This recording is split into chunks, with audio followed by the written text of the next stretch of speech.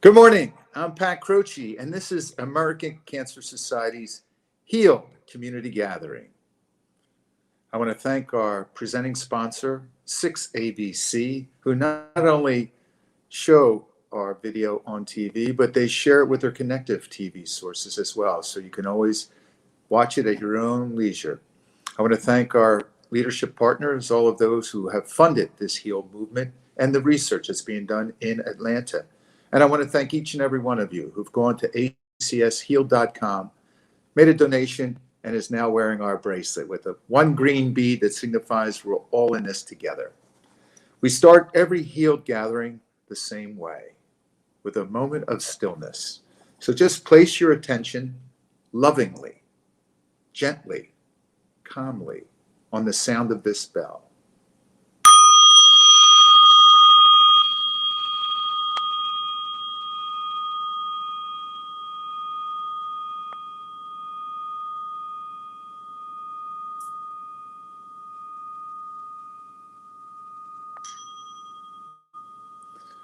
All of that attention that was squirreled away all over your mind in all kinds of activities and experiences now is centered right here together for the next hour.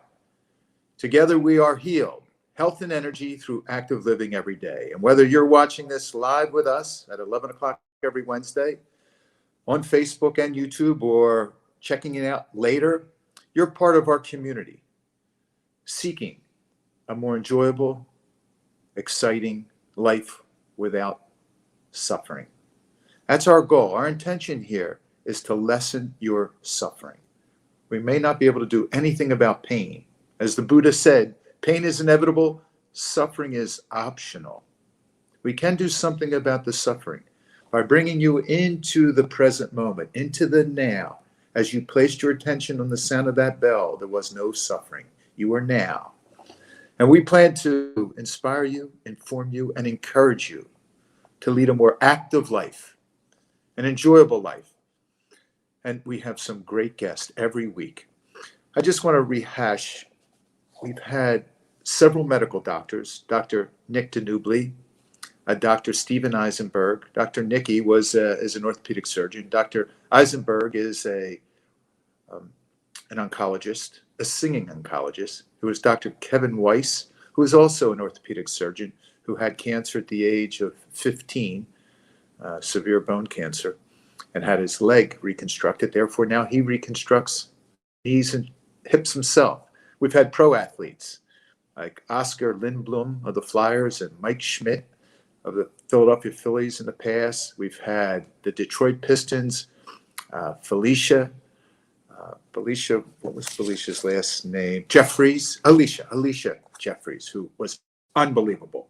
Her spinal cancer and what she overcame to have two sets of twins. And Laura Price of the Sixers, who overcame melanoma.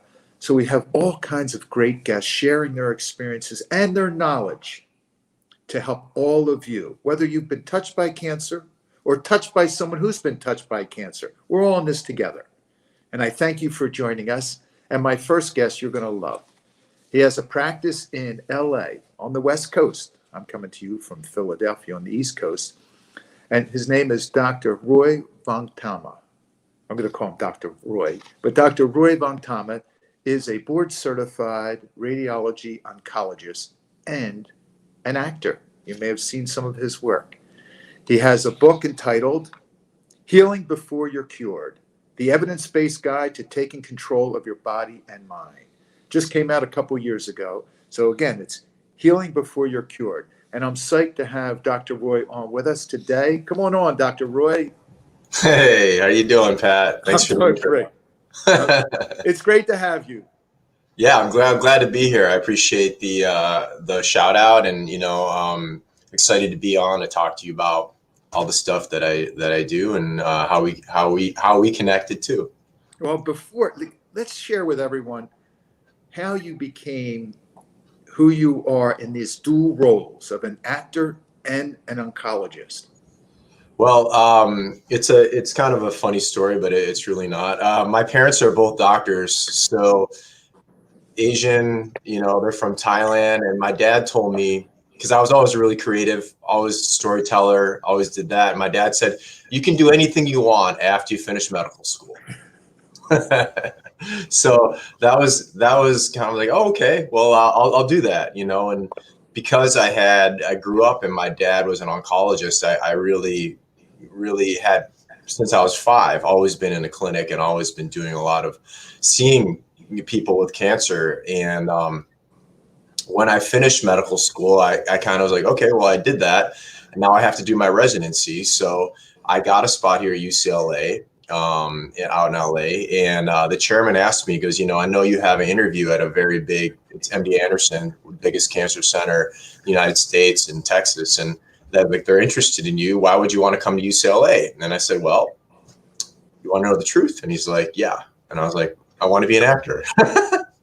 And he just stopped and was like this. He's like, and then I was like, uh-oh. You know, he goes, I wanted to be an actor. My parents wouldn't let me. He goes, if you come here, I'll support you. I'll block out your time. You can do all your acting training at night as long as you do your medical stuff during the day. So I that's how I got started, and I never looked back. And I've been doing both ever since that time. So that's So how do these two roles spark passion in your life? Well, you know, everybody's like, well, they're totally different. And I'm like, that's why it's good, because it provides balance. And being an actor and working in the industry, it's kind of it gets very, if you've seen actors, it gets focused on yourself a lot, because you don't, yeah. And doctoring is the opposite, especially in cancer. You see people suffering, and so people in a lot of pain all the time. So then you realize, gives you a lot of gratitude for the ability to help them, but also gives me gratitude for what I have. And I think a lot of health and healing is really about what's going on in your mind. So having that dual perspective actually is really helpful, and also complementary. Like being an actor, also a lot of times you have to be self-motivated. And as a physician, a lot of my training is that no one tells me what to do. I have to do it myself. And especially with the work that I've been doing in the last 5-10 years, which is the integrative health. And by integrative, I mean physical, mental, emotional, spiritual. That's not taught in medical school. So I had to go out and learn it on my own, had to look at all the research on my own, and really try to convey that message through to patients. And having the ability to connect, like patients would say to me, like, where did you learn to listen? What medical school did you go to? I said, no. I got that from acting. You know, I got that from my training as an actor, not as a doctor, because you definitely don't learn that in medical school.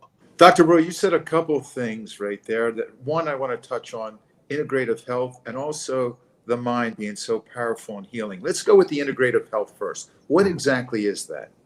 So integrative health is exactly the word integrative, meaning we're trying to combine, like the way I see it is you're combining many things. You're combining East and West. You're combining inside and outside.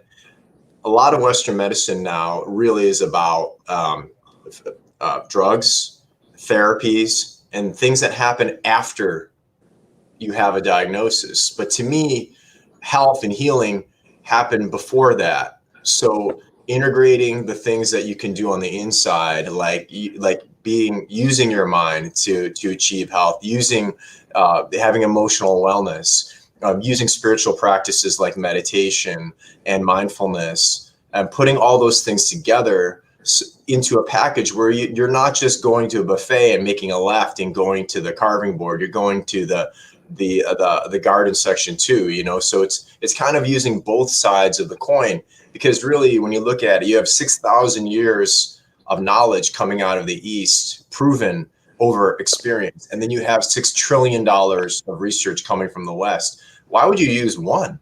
You should use both. So that's what integration is taking both and using the power of both sides to optimize your health. And how is this? Is this written in Healing Before You're Cured? Yeah. So my book, Healing Before You're Cured, it's about that. But the other thing that I'm bringing to the formula, because is that I'm bringing the evidence with it. So I spent about 7 years going through hundreds of thousands of studies, making sure that I was finding really good evidence for the things that I was talking about that I knew were true, but also you have to, like, as an MD, I published about 14 or 15 scientific papers. There's a rigor that comes with looking at evidence. You know, our world now really isn't about the facts or the truth or evidence right now, but really when you come down to it, that's really what's important. What actually works, what actually has been shown to work, because then it's not just about your belief in something. It's like, even if you don't believe, like for example, meditation, even if you don't believe in it and you do it, it will work. That's how you know it works. It's not because you don't have to believe and there's no placebo effect and it's just you're just making things up. This is really like the science is backing these things up. So give us an example of your evidence-based treatment protocol that you would suggest. Yeah, so especially with cancer patients, I've found that a lot of them, this is how I actually got started in writing the book. I found a lot of them had a lot of repression going on emotionally. And I would ask them a few questions. I would ask them, that's how I started. I would say, like, how are your relationships now? How are your relationships with your parents? Have you had any abuse in your past? And inevitably, one of those three questions would always be really red flagged. And what you look at in the evidence now, you'll find that people who have had trauma in the past, especially childhood trauma, they are at a much higher likelihood of cancer. And if you look at the pathogenesis of that, pathogenesis meaning how does that happen? How does it happen that someone with trauma would be more apt to have cancer? You look at the pathway and you find that it's because of repression of that emotion and an unhealed portion of themselves they have not dealt with. And obviously it's a very hard thing to deal with, but you have to deal with it because the body remembers everything. It's not that, so you can wall off anger, you can wall off resentment, you can wall off that trauma, but inevitably it comes out as something. And so the research shows that if you actually deal with that, you actually go through therapy, you actually express your emotion in a healthy way, then you will actually do better. There's a study that came out 2 years ago for head and neck cancer. People, when they got their diagnosis, if they were able to express and feel their anger or whatever, resentment or whatever, like this shouldn't have happened to me. If they were able to express that, those people actually did better during the treatment in terms of survival, not just in terms of making it through, but actually recurrence rates. So that's just one example where the expression and the balance of actually having integrity from the inside through the outside of feeling really can benefit your cancer survival and your recurrence rates. That's just one example, though. So using that example, Dr. Roy, when you see a red flag come up, do you recommend them going to a therapist? Do you recommend meditation or some tool? Yeah, that's a really good question, because initially I'd be like, you need to do therapy. And then, most people are like, what are you talking about? So then what I start with now, I start with a series of questions. I say, hey, do you eat salads? And if your answer to eating salad is no, there's a 0% chance that you get to do, you're not going to be open to therapy. You're not going to be open to meditation. We got to get you eating salad first, right? We got to get you. Oh, this is great. This is great. I love this. Keep coming. Yeah, this is good. So there's a lot of evidence to showing that if you move away from meats, that your survival from cancer improves. There's tons. Your recurrence, like for example, I just saw a study the other day coming out of China. If you eat 1 cup of broccoli a month, raw broccoli, it drops your recurrence rate for breast cancer by 15%. So 1 cup a month. So, but most people are like, broccoli, they can't get their minds around. I'm like, it's 1 cup a month. That's like 3 florets a week. It's all you have to do. And people can't, I would say half of people are like, no, that's not happening. Okay. So let's say they say yes to salads. What's the next question? Okay. Then I say, okay, looks like you're doing good with your diet. Then I say, how about the exercise and the sleep? And then, usually if you're doing a diet, you're already pretty good. You're doing exercise, you're doing some sleep. Diet's the one I found is a marker. And then I say, okay, listen, are you open to doing anything else? Because I've noticed from the questions I asked you that you know, there's some things that you could work on. I noticed that you're extremely stressed, you know, and they're like, yeah, I don't have time for myself. I was like, okay, what if I told you that if you did 5 to 7 minutes of meditation twice a day, it would improve your cancer, it would improve your quality of life, it would improve your stress level, improve your emotional wellness and everything. And I'll start with meditation after that. And generally, a lot of times you'd be surprised, especially with cancer, they'd say like, I don't have 5 minutes for myself. And then I'll say, okay, let's stop. Because you just told me, you're sitting in this cancer clinic, you just said, I don't have 5 minutes for myself. Did you hear that? And they're like, oh yeah. I'm like, so why do you think you're sitting here? That's why you're sitting here, because you've not had the balance to change, to do anything in your lifestyle that can help you, you know, achieve that balance. And why do you think, you know, I talk about a lot of times the cars, like, why do you think the engine's on fire? It's not just randomly on fire. It's because you didn't do the oil changes. You didn't do the transmission check. You didn't check the tires. You didn't do all these things. And now you're looking to put the fire out, you know, in your engine, but you got to look and see these other things. So guess what? We're going to fix it, because our cure rates for cancer, actually a few days ago, the federal government came out with their survival rates, and cancer has done 12% better over the last 4 or 5 years. It's the only one that's improved. And so we're doing pretty good with our treatments, but really there's beyond treatment, there's healing. So I start there and I get them to go, if you can do 5 minutes of meditation, they're like, well, I don't know how. I'm like, okay, I'll teach you right now. And they're like, when? I'm like, right now. I'm going to teach you how to meditate right now, because then you can't say that you don't know how to do it. So I have them take out their phones and I lead them through a guided meditation right in the clinic. Beautiful.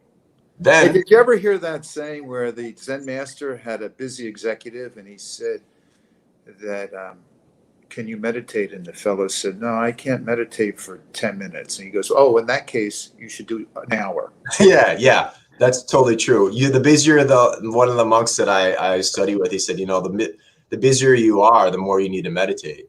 And I'm like, that doesn't make any sense. I'm like, right.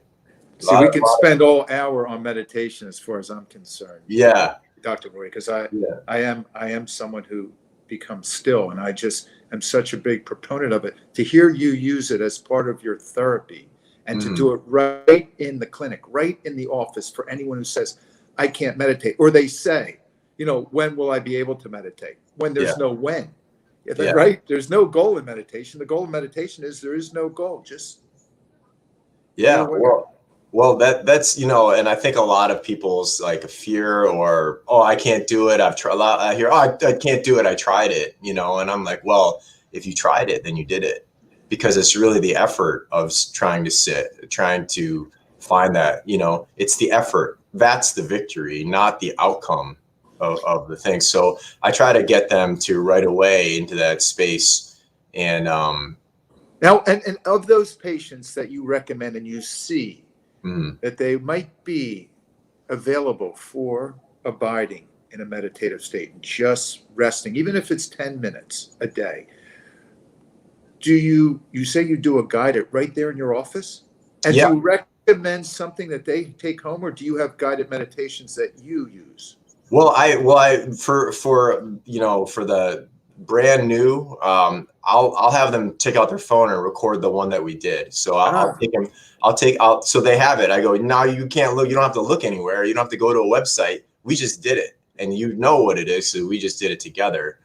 So I'll do it that way now, because I noticed that if I give them a link or like, you know, download Headspace or Calm, one of these. That was my starter 7 years ago, was Headspace. That's great. I mean, they're great, but then it's also another step. Yep. So if they just did it on their phone and it's on their phone, I've taken away that I've taken that away from them. Well, you've made it experiential for them. They know they've done it, so they can't say they can't do it. Exactly. So so that I go there. And, you know, kind of following up on what we talked about before. So if we did the salad and you know, we've done the exercise and I've asked them about meditation, if they're good with all those, then I ask the last question, which I think is the hardest one, is are you willing to work on that emotional side? Because I asked you a few questions before and it seems like there's stuff to work on there. And that I found is the hardest for people to do, though, to really face that emotional trauma if it's there. So if you look at the data, there's 10 types of childhood trauma that happen that they've looked in the main studies called ACEs, Adverse Childhood Experience Study, and it has to do with neglect, abuse, and then like a bad home situation. Basically, there's 10 factors they looked at. They found that 35 to 40% of America has at least one of these factors, that incredible childhood trauma. And only just one of them, especially if it's sexual or physical abuse, they're more linked to cancer risk. So once you know that, then anybody sitting in front of me, there's a 1 in 3 chance that they're going to have some kind of trauma. And I asked them, are you willing to look at that? And oftentimes, I would say 80% of the time, the answer is no. I have too much on my plate. I just started this treatment. I'm like, that's okay. I'm just saying that it's there, and maybe it's something you need to look at. Once we put this fire out, it's something to look at if you want to, because a lot of times I find, Pat, is that people tend to have a lot of guilt or shame or blame about their situation. Like, what did I do? So the last thing I want to do is put them in an orientation where they believe that they're somehow at fault for having cancer. It's not about that. It's about having responsibility for the situation you're in, and in a healthy way, objectively pulling yourself back and saying, okay, what happened to me? What were these things that happened, and how can I change them or do something different from this point forward? That's it. Okay, 2 questions. One, if they say yes, the 20% that may say yes, you take them forward. I want to know how. And 2, that 80% that say no, do you revisit it on a follow-up? Yeah, I take them forward in a couple ways. I have some questions in my book that like, there's many ways to start that journey inward as far as looking at your emotional life and that part of the traumatic pattern. So there's the research shows that journaling is very effective. Oh, yeah. Journaling is really effective. Therapy is really effective, but also like types of biofeedback or exercises that you can do to actually connect with your body in a healthy way. What I find is a lot of people who are having issues with cancer, they tend to not be able to connect to anger, and there's a lot of it there. So because underneath the anger is the hurt. So in our society, we're not allowed to feel anger. If someone gets mad, especially me as a doctor, I can't, if someone says something to me crazy, I can't just get angry at them.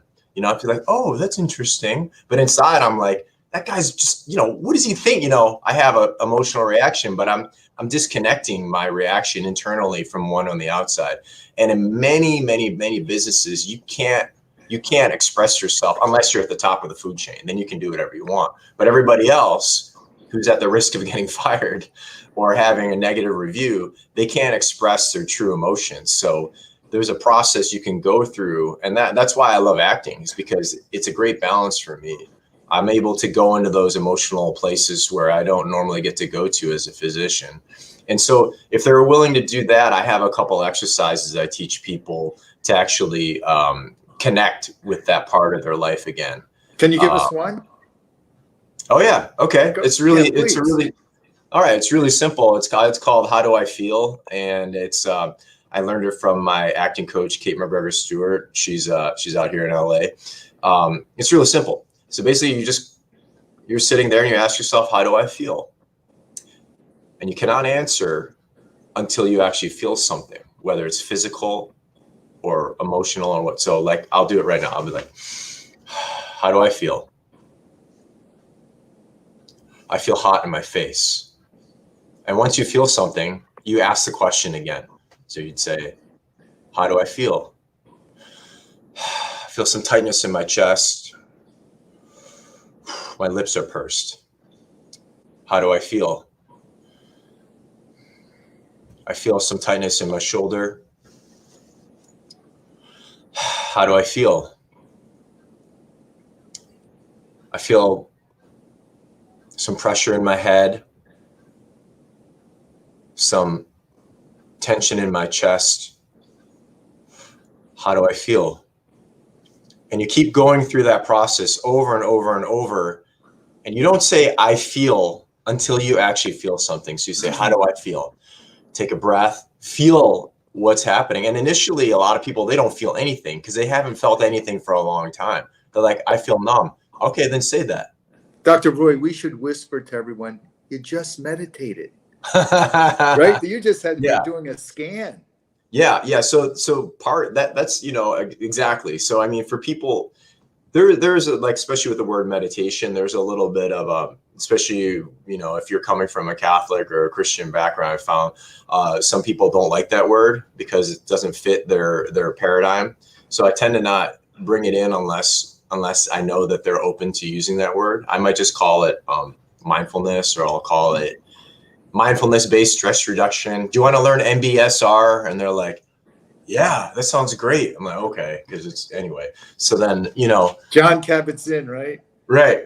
Let's go from John Kabat-Zinn. And I know we have our next Ricky Rivers coming on, but I had read maybe that you were a student of Paramahansa Yogananda. Yes. And I read his book, The Autobiography of a Yogi. So how has that influenced your whole way of life? Oh, it's totally changed my life from the so Paramahansa Yogananda, for people who don't know, is an Indian yogi who came to America and spent his life here to bring techniques to meditation.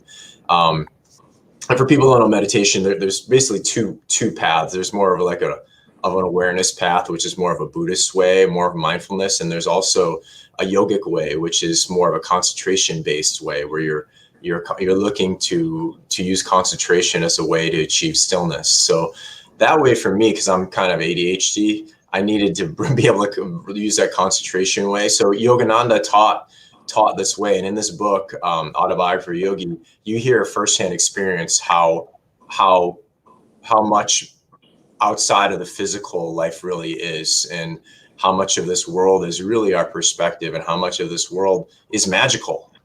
And there's miracles that happen all the time.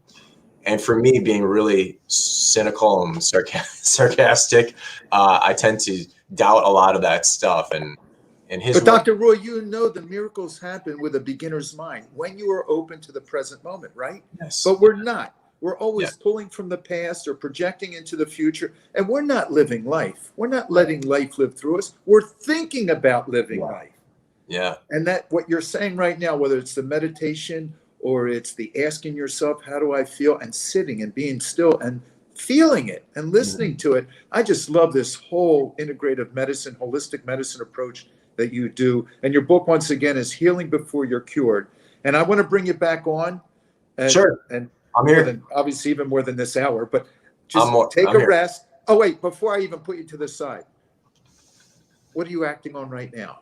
Yeah, I just shot a film called Rescued. It's directed by this guy, Justin Moynihan, and it's about this girl that's trying to commit suicide, and she goes to this mountain because she's a ranger. And while she's about to try to do it, this guy falls in her path. And so instead of dying, she has to rescue this guy. And so actually I'm playing that character, the guy who falls down the mountain. And so that. Do you do your own stunts? Yeah. That one, no, I don't know how to fall down mountains. All they showed me was going, ugh, and I'm laying there on the ground, and there was a pad underneath me, so I wasn't laying on stone, and so it was really great. And then I'm shooting something in Atlanta next week. That's an Asian American story called American Triptych. So there's been a huge explosion in diverse storylines happening. So it's been really great for me to be able to work on that. So that's my next thing. I'm flying out to Atlanta next week. Dr. Roy Vongtama is a professional actor out of Hollywood, but he's also a radiology oncologist, and a rare one at that. Dr. Roy, we'll bring you right back on in a little while. Sure. Thank you for your time and your entertaining. Of course. That's some good stuff. Our next guest is Ricky Rivers. We're bringing Ricky back. He was in before on our Healed gathering with his wife, Jamil, and the two of them were unbelievable story, like unbelievable. Ricky has survived cancer, not once, but twice. not colon cancer, but colon and kidney cancer. And speaking of meditation and mindfulness, that's one of Ricky's tools for his healing. Ricky, come on on. Pat, thanks for having me back. Oh, it's great to have you back. And for those who haven't seen you, I think you were on, I don't know, 2 months ago. Why don't you share your story of bang, bang, bang? First this one and that one and this one, and what happened? Right. So I guess my story really begins when I was about 16 years old. I was involved in a blood drive at my high school, and I gave blood. And a few weeks later, I got a letter back from the Red Cross. And basically what the letter said was I had elevated liver enzyme levels. And so I took that to my primary after some tests. And the process of figuring out what I had took about roughly 2 years and several specialists. It turned out that I had a condition called PSC, which is primary sclerosing cholangitis, which is a liver disease. That was pretty much asymptomatic. I didn't have any real symptoms for years. And then around 2018, everything kind of came to a head when my health really started to decline. And in 2009, I should say, I was at such a point where I needed a liver transplant. So I had the liver transplant and kind of got back to my life, got back working again. In 2011, fall of 2011 into 2012, I was constantly getting, work done, blood work, making sure everything is good with the liver. And it was found that I had issues with my colon, basically. And I developed ulcerative colitis. It's a small percentage of people who get PSC and a liver transplant also develop ulcerative colitis. I was part of that unlucky number, and I got ulcerative colitis. And again, doctors keeping track of me, keeping up with my appointments and everything. Unfortunately, it turned into colon cancer. And I do have a history of colon cancer. My family, my grandfather, my father's father died of colon cancer. So that was something that the doctors wanted to keep an eye on. And so here comes colon cancer now. How did they keep an eye on it, Ricky? So frequent colonoscopies. I was getting one every year when it was discovered I had ulcerative colitis. And so keeping track of that and staying up on all my medications, blood work every quarter. So every 3 or 4 months, I would have blood work done. So I was always abreast of where my condition was. So here we are at colon cancer. So I have colon cancer, and my doctor calls me up at work and says, Mr. Rivers, we have found cancer in your colon. And I had to take a deep breath there. And I was like, all right, what do we do about this? And so the course of action was to get a total colectomy. So my entire colon was removed, a process that took 2 major surgeries to do that. And how old were you then? I was about Or how long ago? That was 2009. Okay. So yeah, I was about 30 years old around that time. So I get that done, and now I'm so now liver cancer, check. Colon well, cancer. it's not necessarily liver cancer. It's a liver disease, but not liver cancer. I got you. Yep. And so again, getting back to work after the surgeries, and here we go. A few years later, here we are in 2019. Here I was diagnosed with kidney cancer. So again, here we go again. So same type of deal. It was still kind of stage 1, not too bad. And they did a partial nephrectomy. So I lost part of my left kidney because of that. And again, that's another major surgery I had to go through. And I had to pretty much get myself back in shape. Okay, let me sum this up again then. You had liver disease, colon cancer, and kidney cancer. And kidney cancer. And that was just a couple years ago. Yes. And how did you get yourself through this process? Well, I'm a big advocate of meditation, healthy eating, and I've been practicing martial arts for many years. And so whether it's mindfulness that I do on a daily basis, I wear my mala as a reminder for my mindfulness. And you define mindfulness for our gathering. How would you define mindfulness? So I define mindfulness as being aware of yourself, of your surroundings, and wherever you are, be in that moment. So if you are sitting in traffic, just be there. Don't daydream about what you got to do when you get home. Don't worry about what you left undone at work. Be right there. Be aware of where you are, how you're breathing, what's around you. Just be in the moment that you're in.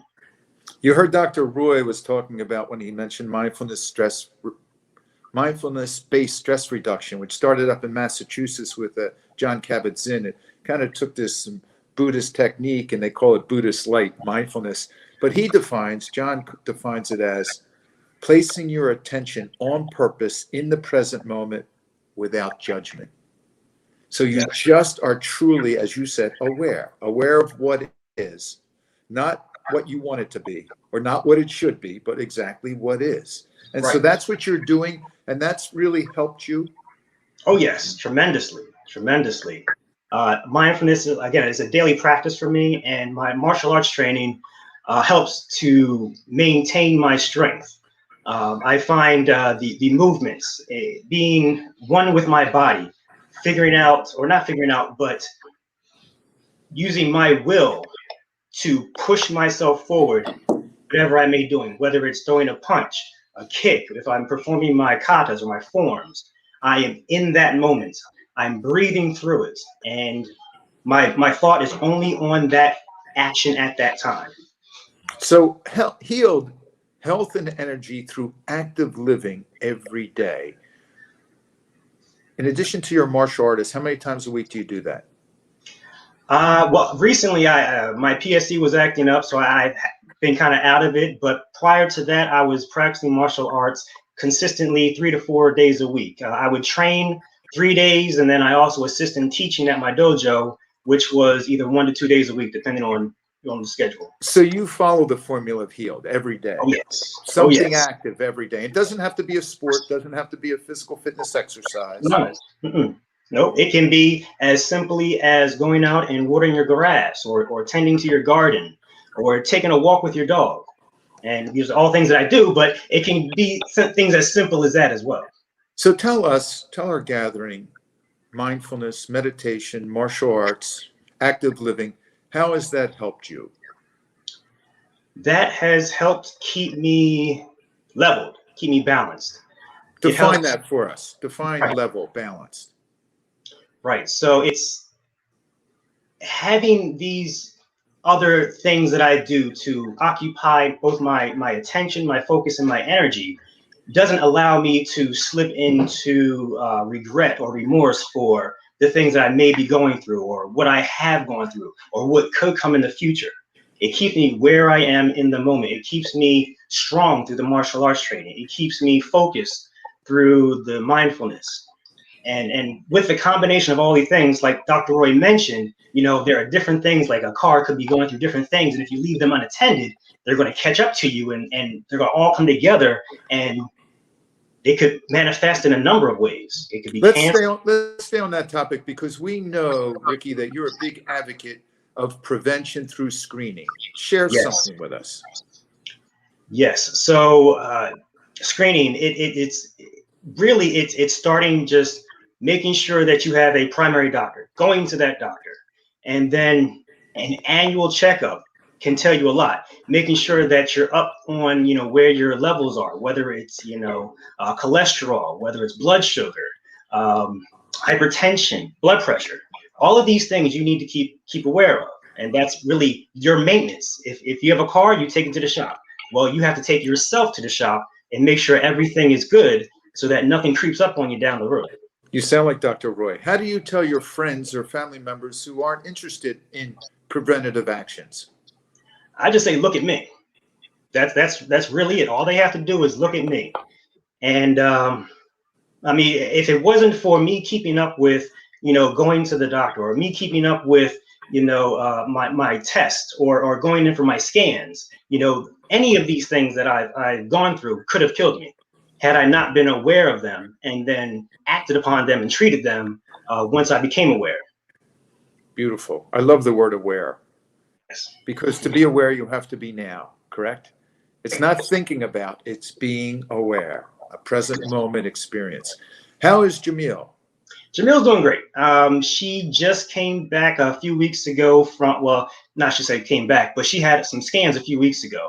Scans she has every quarter because she does have stage 4 breast cancer, metastatic. This is his wife, ladies and gentlemen. My wife. Jamil is Ricky's wife. Again, we're talking about liver disease, colon cancer, kidney cancer, and then his wife has stage 4 breast cancer. Right. So she just had her scans done, and it's a full workup. It's it's X-rays, it's CAT scans, it's blood work.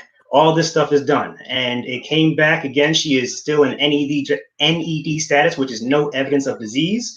So it's amazing because again, she's stage 4. So initially, when she was diagnosed, she had tumors all over her body. Her liver was riddled with tumors. It was to the point of failure. But because she stayed current with it, because she was involved with her doctors, because she did her own research about what was going on with her, and her and her doctor talked about what things that she had to do to get herself in a good position, she is now in no evidence of disease. And it's not just because of the medication that the doctors prescribed her, it's not just the chemotherapy, it's because of the change in diet, it's because of the inclusion in exercise and in other, she would say alternative medications. So she's a big advocate of supplementation, of Tai Chi, Qigong, and she also practices yoga as well. She's also wears crystals. Everything. She's throwing everything at this to make sure it can't come back. She's like, as she puts it, she's going to take the gas out the tank. She's going to flatten the tires. She's not going to give cancer any way of moving forward. Oh, that's beautiful. American Cancer Society should use you, Ricky, and Jamil as the poster pair for how to approach cancer, what to do when you have cancer, and what a positive attitude. I love your outlook. Stay here because I want to bring Dr. Roy Vongtama back again and have you both together, because I think if you have any questions for Dr. Roy, and I know our guests, our members of the gathering, have questions for both of you. Dr. Roy, come on back on. Hey. Dr. Roy, how do you love this guy? Oh, yeah, it's very inspiring to hear your story and how you've persevered. I really liked when you talked about your martial arts, when you talked about will. That's something that I think is overlooked in our society, how much you need to use the willpower and use it in your health, because you have to choose things and actually follow through on them, and that requires willpower. And I think it's something that's, we talked about Paramahansa Yogananda. That's one thing he brought that's unique in all these teachers of meditation. He really emphasizes the willpower, and it's so important in your life. Like, Pat obviously is full of willpower. If he wants to do something, it happens. But that's because it's coming from in him, and people around him sense it. And then so I think it's the same with healing. If you have the will, there's that. They say the will, there's a way, but it really starts with the will. So how about if we just change that a little, Dr. Roy, and say, if there's a will, you're allowing grace to flow through, right? Because it's grace that's really helping our harmonious living habits. It's grace that's really given us, if we have the intention, the interest, the will, what is that old Upanishad? As is desire, so is intention. As is intention, so is will. As is will, so is deed. As is deed, so is destiny. And so as you're talking about willpower, it's right there 2,500 years ago saying, here, this is the formula. Yeah. But you got to want it, right? You just can't throw your hands in the air. And Ricky's a prime example. Yeah, Ricky, that's amazing to hear just how you persevered. It's really powerful. And I have one question, Dr. Roy, before we open it up to our members. You're a radiology oncologist, correct? Radiation oncologist, yeah. Radiation oncologist. They don't all do what you do, right? No. No, but actually, there's actually a lot of oncologists I've been giving a lot of these talks, and people will, maybe 1 out of 25 will go, where do I learn this? So then, it's happening. It's not, it's not everybody. It's not even 20%, but it is happening, and it's coming, and because if you look at the money, the spending on alternative or complementary practices, the last survey for the NIH was 2017 was $14 billion per year spent on visits and $12 billion spent on products. So Wow.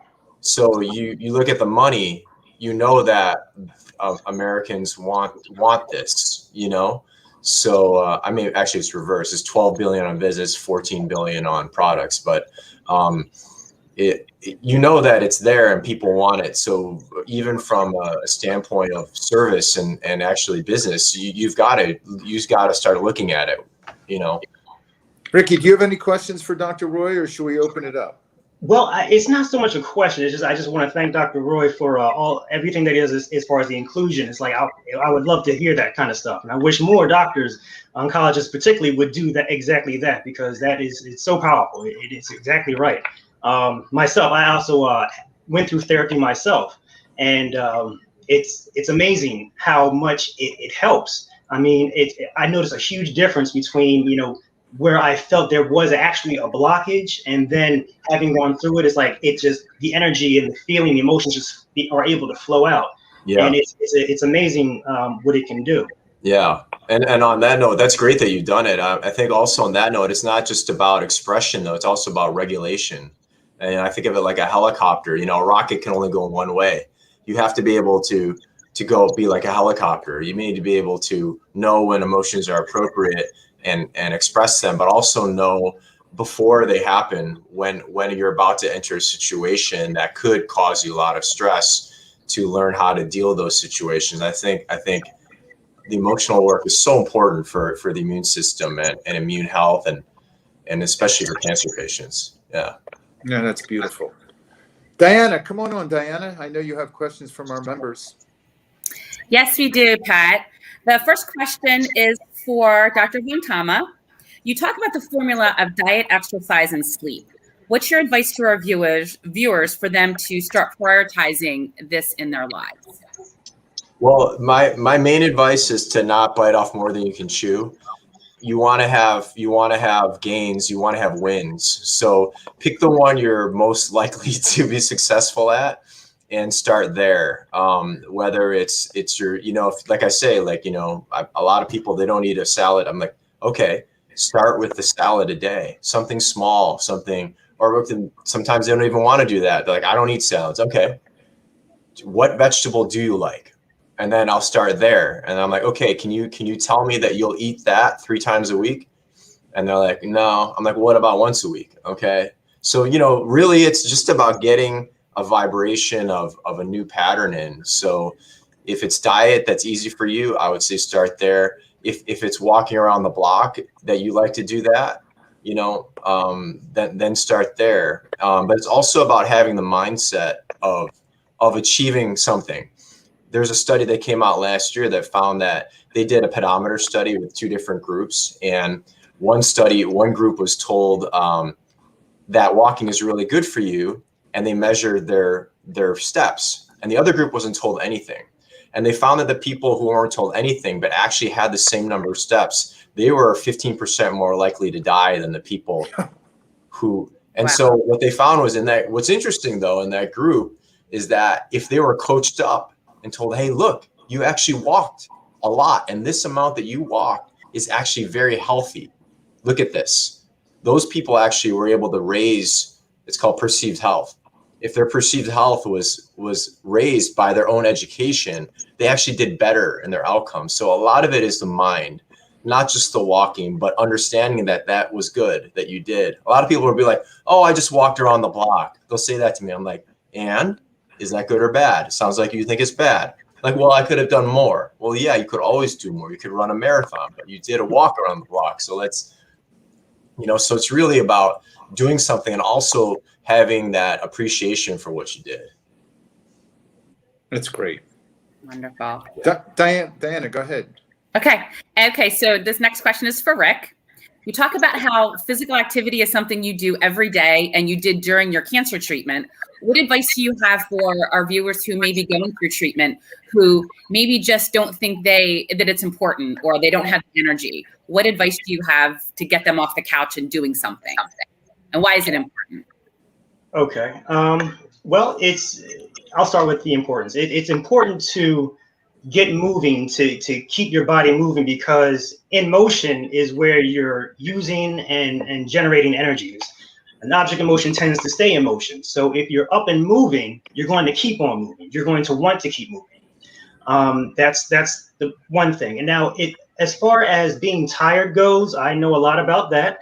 My wife knows a lot about that as well. And the things that we do are fairly simple. So if you're really tired, think of little things that you can do to keep moving. Or if you're in bed, just try to keep your arms moving, like get your arms above your body, keep that breathing going. If only you can do is breathe, takes long, deep breaths. And even keeping your blood oxygenated, keeping that going is good as well. And as you begin to progress and get better, then you can add a little bit more. See if you can if you're in the house, if you're upstairs in your room, take a walk down to the kitchen, or see what you can do around the house. If you're up to it, just try one flight of steps, and you don't even have to go outside. You don't have to go to the gym. Whatever you can do in the house to help you, that's what you can do. Just common activities can help keep you moving, and you don't really realize how much you move or how energetic you might be in regular everyday life, because you're fine, you feel good, you got plenty of energy. But it's in those times that you're hit hard that you really have to keep on moving. Actually, that's what Rocky said. But it's those little things, things that you don't think about on a regular basis, but those are the things that can keep you going. And a small victory, like, oh, I made up the flight of steps today. That's something. Like the doc said, if you went around the block, at least you went around the block. You did something. Small victories add up to larger victories, as long as you stay consistent. Absolutely. Okay, and the final question is actually for both of you. And Pat, you may have some insight on this as well. We talked a lot about mindfulness and meditation and how important it is to become balanced. What is your advice, the three of you, for those of us who may be looking for that balance? Where do you start, and what's the best way to go about trying to achieve it? Go ahead, Doc. Yeah, I think I said it earlier. It's taking a small bite of it. When I first started meditating the first day, I tried to do 1 minute. I couldn't do it. I had to get up. I had to do something. I literally couldn't do it, and that really kind of put me in my place. So I was like, I can't do a minute. I can't do 1 minute. And so I really think it's just saying I'm going to try to do this, and either using an app like Calm or Headspace. They're free for beginners. There's all these YouTube videos, guided meditations. There's hundreds of people trying to lead, but there are established places. There's different ways of you can pay. There's TM. There's all these different things, and it's really about just getting on Google and exploring what's there and seeing what resonates with you. I meditate through Self-Realization Fellowship. They have a lot of free videos on their website, and they have online guided free meditations all the time through their online meditation circle. So, I'm sure, Pat, you can take it from there. I'm a big proponent of meditation, and starting off with 10 minutes, truly 10 minutes. Although Dr. Roy said 1 minute, even just the sound of that bell, when you heard that bell ring in the beginning of this gathering, placing your attention on without any judgment, without any agenda. That's meditation. People don't know what meditation is. That's the scary part. I used to think when I first started 7 years ago that it was back in the 70s. I had and I had to put on incense and sit in a lotus position and smell like patchouli and no, it's nothing like that at all. Just wherever you're sitting, watch a sunrise, watch a sunset. Just whatever thoughts come into your mind, let them go. Whatever feelings come into your body, see them, let them go. Don't invite anyone in for any coffee or donuts. Just let them go. Let everything go. That's all it's about. And Dr. Roy, when I started 10 minutes, I tried the Andy Podocombe's Headspace for 10 minutes. The first 2 days, I couldn't do it. I thought being still was sitting still, and I couldn't do it. I could not do it. I thought I'm doing something wrong here. And it's just because I said I couldn't do it. And I just had to realize, okay, whatever. If I can't do it, then I take that thought. I can't do it and let that go. It's just amazing. But you talked about harmony and balance, Diana. Mhm. I truly believe mind, body, spirit, as Dr. Roy was talking earlier, and Ricky concluded through his own treatment plan, is that move those bones as frequently as you can to the best ability that you can. Eat a balanced diet in the sense of make sure you're having greens, roughage, whole wheats, fruits and vegetables. Just not, you don't have to be a vegan. You don't have to run a marathon. A little bit is better than nothing. And that's just get the feel that Ricky said it right. Success begets success. And then the spirit, mind, meditation, positive outlook, look at things as if God opened the window to you each and every moment. It's for you, not to you. The universe unfolds for you. Be for you, not to you. And spiritually, just go within. And we end this. I'll save the spirit for the very end of this gathering because it's the one prayer that I share with everyone at the end of the gathering. So I'll save the spirit part then. But Ricky, you're on. Okay. I would say if you can't even take a minute out, utilize what you are doing. So look at your regular routine. In the morning, you get up, you sure you get washed up before you go to work. While washing up, if you take a shower, you can do your meditation in the shower, just breathing, being aware of what you're doing. As you go through the motions of washing your body, letting the water hit you, be aware, how does it feel? You know, if you're scrubbing up, how does that feel against your skin? Is the water hot? Is it warm? How are you feeling? And once you bring yourself to the moment, how you feel, and you're breathing through it, that again, that's meditation right there. Regular routines. If you're going to pick up something for lunch, whether it's in the cafeteria where you got to run out and pick something up, conscious choices. You know, instead of that, burger and fries, how about you get the veggie option? You know, it's just little things here and there that you do, and eventually, consistently doing these things consciously, they'll begin to add up, and you'll see a progression change. Whether it's your mood, whether it's your weight, whether it's your energy level, everything will eventually accumulate to where you want to be, as long as you're consistent with the choices you make. Happiness is a choice. You can choose to be happy. That's right. You can choose to suffer or not. And when you're not suffering, what is that? Happiness, right? That's all the Buddha ever taught was suffering, the elimination of suffering. And we have that choice. Ricky, thank you. Thank you once again for joining us. Dr. Roy Vongtama, I want you coming back. You have to come back and share because Sure. I still had questions about what is your blind spot. I mean, there's so much from your book, Healing Before You're Cured, that I want you to share. You took us all through a mini meditation that you take your patients through in the office. You got to please promise you'll come back. I'd love to. And we'll look for your name on the credits of movies, TV shows, commercials, wherever we find that cool look. Diana, thank you. And for all of you, I talked about mind, body, spirit. We all talked about mind, body, spirit. That's what Healed's about. Health and energy through active living every day. The health is mind, body, spirit. And in the spirit, this one prayer, this is mixing the East that Dr. Roy talked about with the West. Contemplative meditation with prayer, putting it together. And this is the prayer. Thank you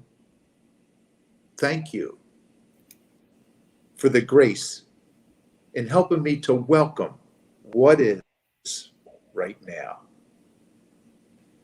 Thank you for the grace. We all need that grace in helping me to welcome what is unfolding right before me, for me right now.